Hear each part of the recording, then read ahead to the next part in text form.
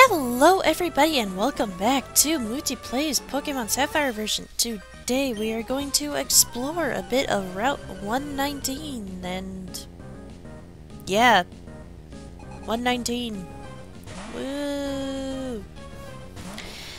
Now, bit of a thing about this route. If you have ever tried to complete your Ruby, Sapphire, or Emerald Pokédex, you should be quite familiar with the difficulty that was capturing a Feebas. Which, there's gonna be a fisherman with a Feebas, so I'll point to it once that happens. Or possibly spotlight it, I don't know. But,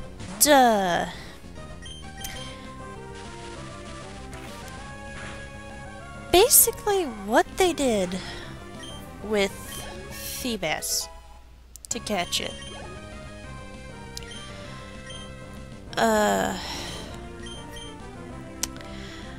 It is assigned 6 random squares of water on the entire route, and you have to fish for it. And that wouldn't be the only difficult thing about it, but those 6 squares can change. I don't know what the trigger is for the change. I'm gonna have to guess every time the day changes.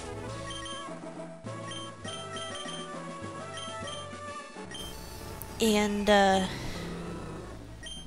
something really weird. You can manipulate what 6 spots that Feebas appears on, but you have to get your happy little butt all the way over to Dewford Town and change the trendy saying in Dewford Hall.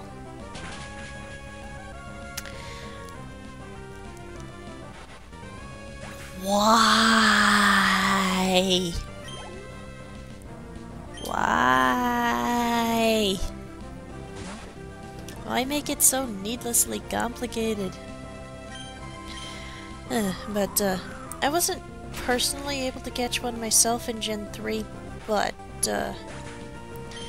in Gen 4, I was able to grab one out of a little bitty lake in Mount Coronet. It probably helped that that specific lake was at least a uniform square with some rocks and crap to decorate the thing.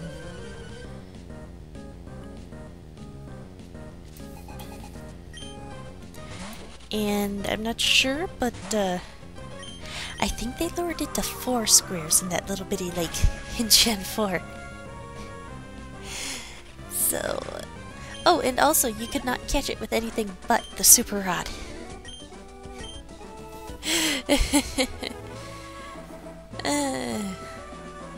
What the hell? Though,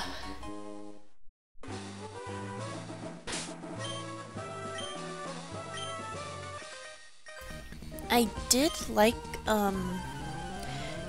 the method of evolution they had chosen for it.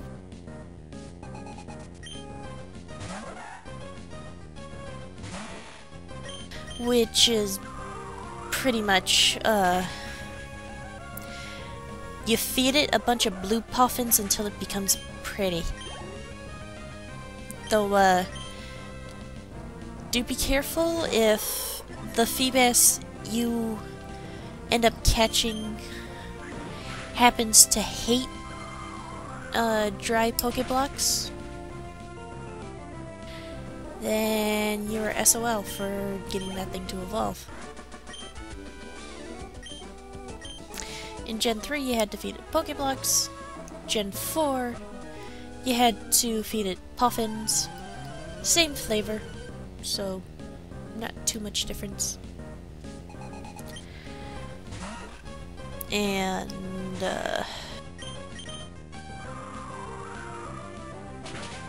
In Gen 5, they both made it ridiculously easy to catch and ridiculously easy to evolve. They basically changed it from some obscure method that only the most hardcore of Pokemon players would bother with to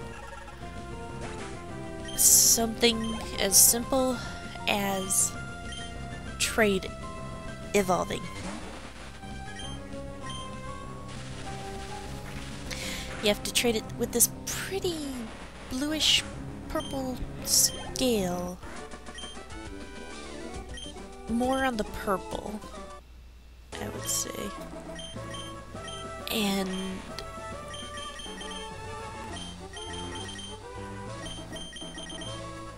it's a thing that when you give it to a Pokemon that is still capable of evolving to another form, it boosts the defensive stats, I believe.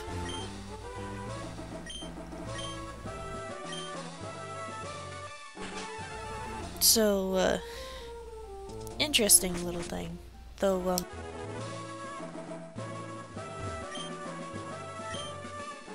while I do appreciate that they made it easier to catch, the part where they changed the evolution method kinda makes me all frowny face, because part of the fun of having a Milotic was working my wrist off to create a Poffin that would create the best dryness for the Milotic that would love it.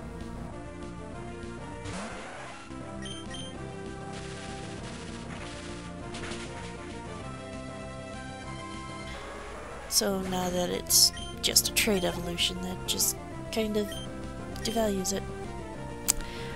And here we are! The fabled Feebas.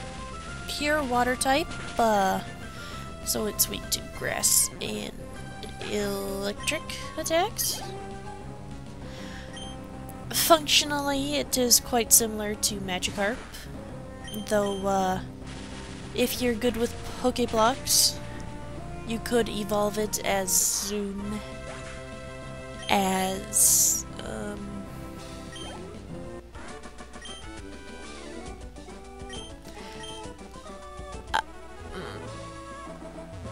was it level 5 or level 1 that the Pokemon came out of in the eggs for this generation? But like level 2 or level 6, depending on how low the eggs hatched in this generation. It's been far too long since I've hatched Nene to be able to remember. And over here is something else that I like about the Acrobike. You can perform neat tricks, like this. Basically to do that you have to press the B button while pressing the directional button at the same time. So like right there I had to press B and down at the same time. But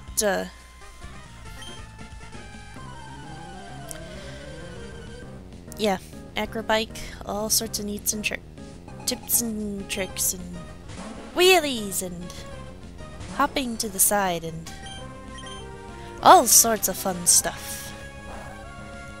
Huzzah! Now, something really weird about this lady.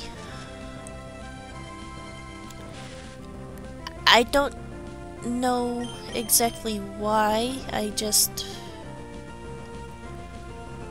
this lady's Roselia, which is going to be the next Pokemon that she whips out on us.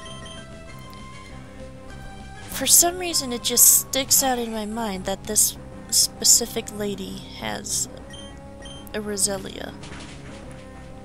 And that gloom keeps throwing me off. Because I'm expecting a Roselia.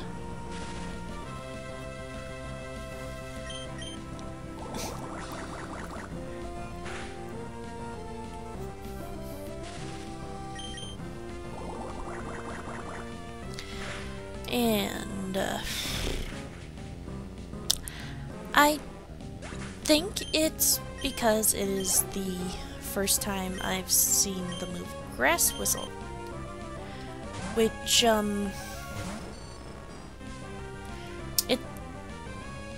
it's a grass type move. I believe all it does is, make the Pokemon fall asleep.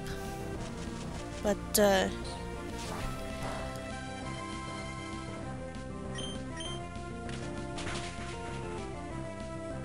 here, Melissa finishes off the Roselia before it can even get a chance to, Grass Whistle at me. And man, the tune for Grass Whistle was really pretty, huh? Let's see if I can whistle it.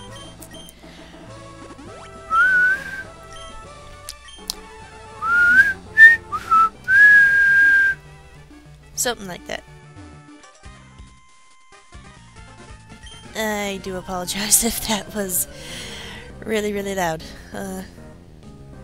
I suppose I will have to check in the,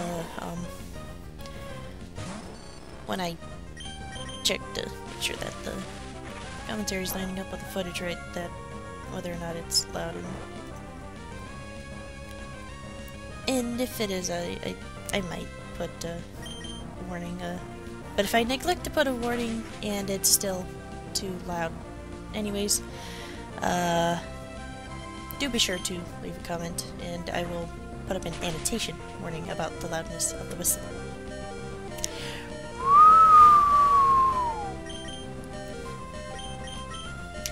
Funny story about how I learned to whistle. Like, one day I was in class in elementary school, and I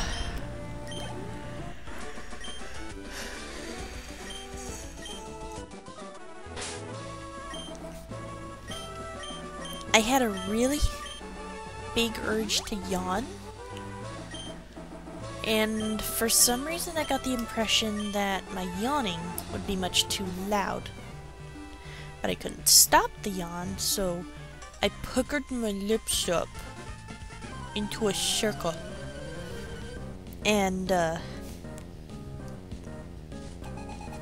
I breathed in and out through that puckering to keep the yawn from being too loud, and then a whistle came out.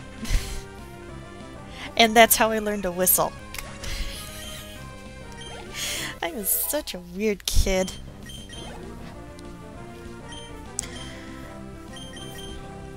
And, about tying my shoes. I wasn't really taught by anybody, but, in my second grade class, which is, year 2 of required primary education for those of you who aren't in the US.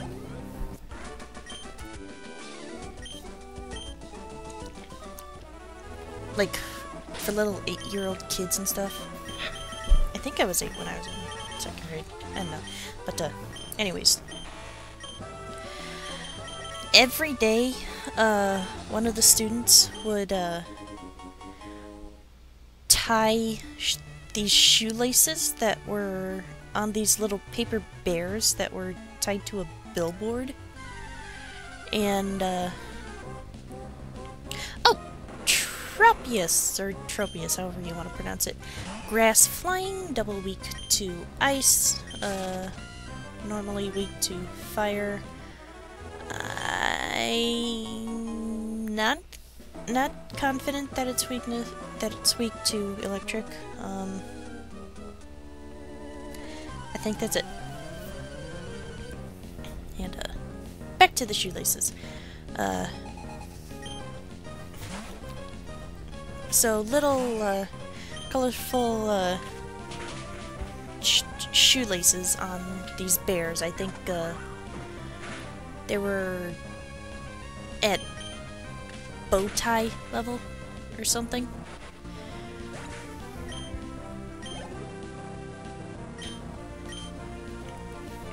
And, so nobody had taught me how to tie my shoelaces, and then it was my turn to tie the shoelaces on the bears. And, I was all scared and crap at first, but I just kinda, winged it, and,